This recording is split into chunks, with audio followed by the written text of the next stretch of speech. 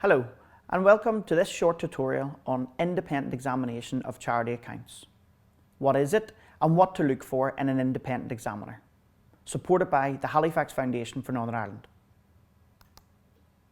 An overview of what we'll look at is what is an independent examination, also known as an IE, eligibility for independent examination, directions for independent examiners, what trustees should look for in an independent examiner, how trustees should prepare for an independent examination. What is an independent examination? An independent examination is a proportionate and less onerous form of external scrutiny than an audit. It may be more appropriate for smaller charities than an audit, which can cost considerably more. It can be a very effective form of scrutiny for smaller charities and provides a reasonable degree of assurance. An independent examination involves a review of the accounting records and the annual accounts of the charity. The independent examiner considers whether the accounts are supported by the accounting records and show an accurate picture of the financial affairs of the charity. Please note that charities may be more familiar with the word audit. This word can be used incorrectly and quite loosely in the community and voluntary sector. Make sure your trustees and organisation understands the difference. When an independent examination is carried out, following the guidance from the Charity Commission for Northern Ireland, an independent examination can be a very effective form of scrutiny for smaller charities. An independent examination provides trustees, beneficiaries, and potential donors with a reasonable degree of reassurance that the accounts do reflect the reality and provides a picture of the charity's financial position. Can my charity have an independent examination rather than an audit? Eligibility for independent examination. All charities, regardless of their legal structure, are required to have their annual accounts scrutinised by an external person. The level of scrutiny will depend on the income of the charity. If the governing document within your charity contains a requirement for an audit, then this must be followed. On screen, you will see a grid of the thresholds for annual accounts. If your organisation's turnover is up to £250,000, the scrutiny of the accounts can be an independent examination by a person with requisite skills. Unincorporated associations or trusts may prepare receipts and payments accounts, which must include a statement of assets and liabilities. Companies must prepare their accounts in accordance with the charity SORP and on an accruals basis. If your turnover is between £250,000 and £500,000, the scrutiny of the accounts can be an independent examination by a qualified person. A qualified person must be registered with a body noted in Section 65 of the Charities Act. We will look at a list of that in a second. Your accounts must also be prepared on an accruals basis and in accordance with the charity SORP. If your turnover is over £500,000, then a full audit, statutory audit, is required. Again, the accounts must be prepared on an accruals basis and in line with the charity SORP. Over and above those three areas that we've looked at on screen, there is grouped accounts. The grouped account threshold is currently £500,000.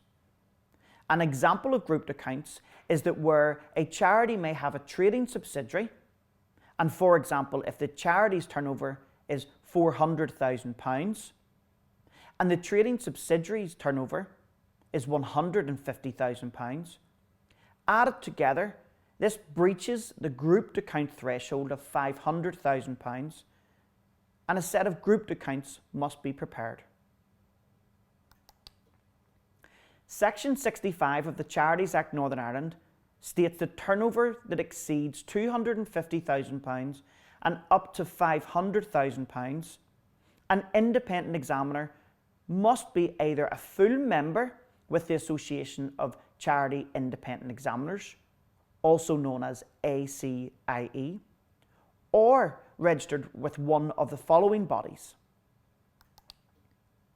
On screen you will see a list of bodies. You must ensure that your independent examiner is registered with one of the following bodies to ensure that they can undertake your independent examination with turnover between £250,000 and £500,000. A link to Section 65 of the Charities Act will be included in the resource section of the NICFA website. Rules for independent examiners, also known as directions. On screen you will see a list of directions set out by the Charity Commission for Northern Ireland for independent examiners to follow. Direction 1. An examination of the accounting record thresholds and check whether the charity is eligible to have an independent examination. This will include looking at your governing document and ensuring that your governing document is in line with the scrutiny that you will have. Direction 2. Independence. Check for any conflicts of interest that prevent the independent examiner from carrying out your independent examination. Direction 3. Documentation. Record their independent examination. The independent examiner will record and keep records of the process that they have followed. Direction 4. Understand the charity. The independent examiner will plan their independent examination. Direction 5. Check that the accounting records are kept and not materially misstated. Direction 6. Check that the charity accounts are consistent with the accounting records. Direction 7. Check that any identified conflicts of interest or related party transactions were properly authorised and appropriately disclosed. It is the responsibility of the trustees to disclose any related party transactions to the independent examiner so that they can appropriately be disclosed in your accounts. Direction 8. An analytical review. Identify items to review and follow up for further information. Direction 9. Check the form and contents of accounts if the independent examiner is not preparing them themselves. Direction 10. Check the reasonableness and significant estimates, judgments, and accounting policies, if applicable, used in preparation of the accounts. Direction 11. Compare the trustees' annual report with the accounts for consistency. Direction 12. Write and sign the independent examiner's report. Reporting matters of material significance, duties of the independent examiner. Your independent examiner has a duty to make a report to the Charity Commission where in the course of their examination they identify a matter which relates to the activities or affairs of the charity or any connected institution or body which they have reasonable cause to believe is likely to be of material significance for the purposes of the exercise by the Commission of its functions under Section 22 or 33 of the Charities Act.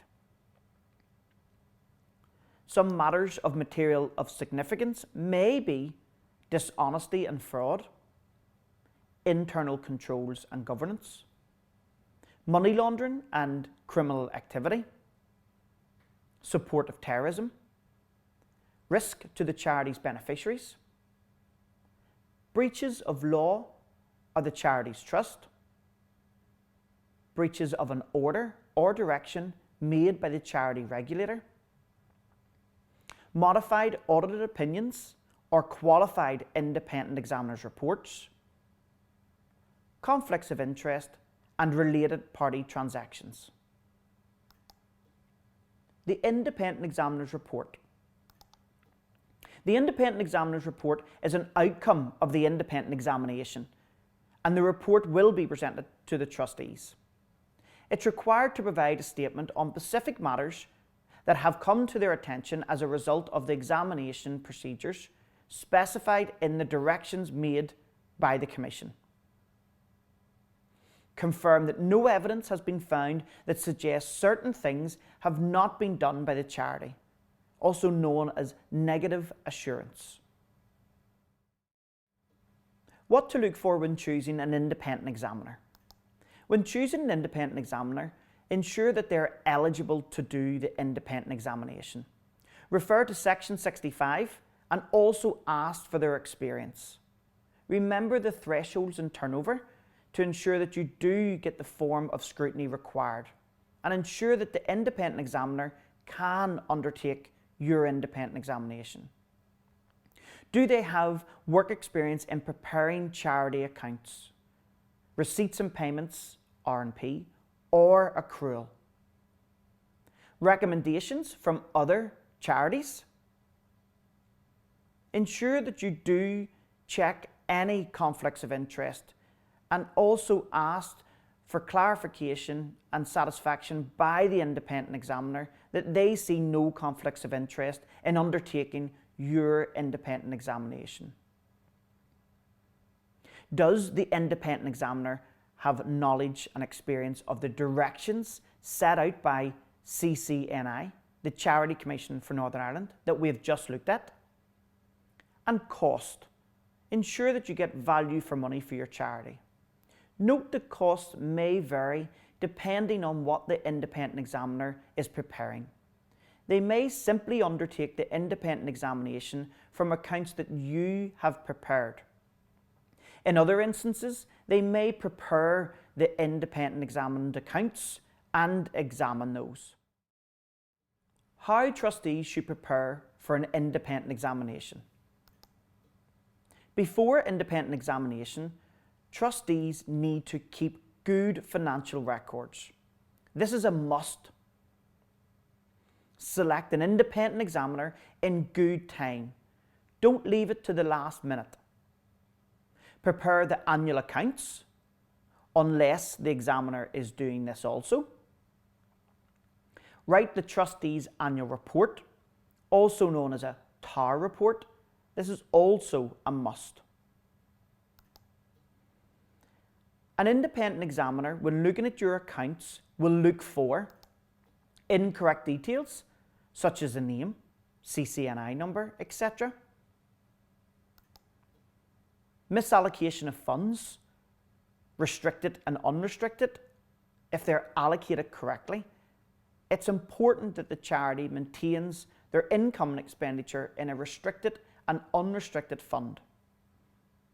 The independent examiner will look for misallocation of funds, such as restricted funds being allocated to unrestricted, or unrestricted funds being allocated to restricted funds. Bank reconciliations not being carried out creates the potential to over or understate funds. Ensure that you do maintain good and appropriate records for your charity. Fund transfers not recorded where appropriate. If you do make fund transfers between accounts, unrestricted and restricted, ensure that you document the reason why you've made such transfers. Previous year's figures not being correct, ensure that when preparing your accounts for the independent examiner to examine, that you have the latest and up-to-date figures that have been submitted already to the Charity Commission in your previous year's column. These cannot change. Reserves and need for funding. The independent examiner will look at your balances, whether it be your unrestricted or your restricted fund balances. The unrestricted fund balance will show the need for funds or your reserves. They will also look at the outcome for the period, and it's important for the trustees to understand before the independent examination process starts that they understand the outcome for the period, such as the surplus or the deficit. Do the receipts and payment accounts have an assets and liabilities page? This is a must in the accounts, and ensure that you do include this when preparing your receipts and payments accounts. Does the narrative, your TAR report, Trustees Annual Report, reflect the nature of the organisation's income and expenditure? For more information on Trustees Annual Reporting, you can visit the Charity Commission for Northern Ireland's website and refer to ARR08, which has a very useful checklist for when creating a Trustees Annual Report.